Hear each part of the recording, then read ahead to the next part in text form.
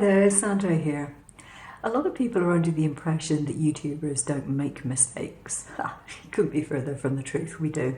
And this is a case in point. I wanted to make a frame for a small self-adhesive mirror, 15cm mirror, and this is the frame that I've made. This one is fine, but this is not the first one that I engraved and cut out. The first one I engraved and cut out before I realised that there was a problem with my offset and part of it wasn't where it should be.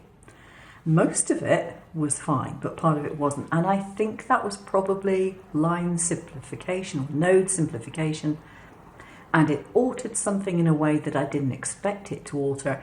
And I didn't take a close enough look at the image in the XCS workspace before cutting it out. So note to self, take a bit more notice next time. So this left me with a bit of a dilemma. Do I just put up with it?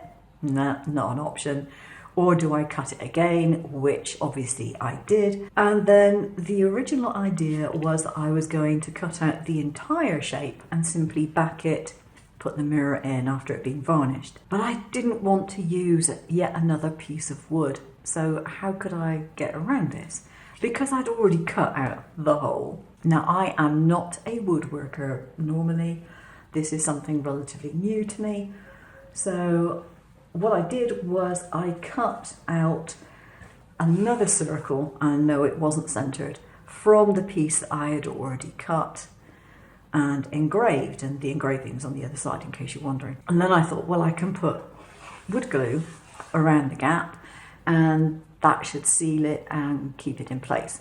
Well, I did, but it didn't. Well, not as much as I would like it to. I wasn't happy that it wasn't going to fall out of the middle. So what I did was I utilised my scrap drawer and I've put some braces across the back. Now, if you were going to be selling an item like this, you wouldn't want to do it, but I'm not selling it. It's just for me, so I don't care because I'm not going to see the back of it once it's up on the wall. Now, the other advantage of this bracing is that I can put some pins in there for fixings if I need to, and it'll have more depth. In fact, I may well put another layer on a couple of these pieces to do just that.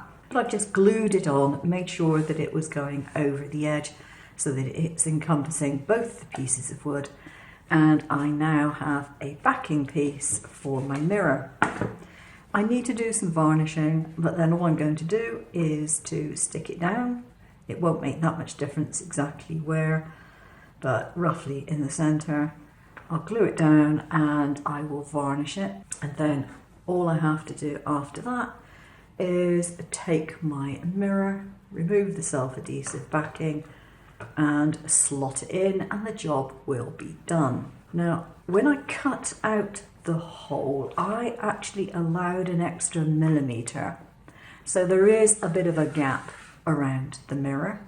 I'm not bothered by this, and I kind of did it thinking that maybe I needed to account for expansion of wood, because I'm in Spain and it does get humid and then it dries, and it gets humid and then it dries. So I wasn't sure if I needed to or not. So maybe someone who knows woodworking far better than I do can comment down below and let me know whether I needed to do that, because a 15cm hole would have fitted the mirror precisely. It wouldn't have been a problem. I would have been able to get in there.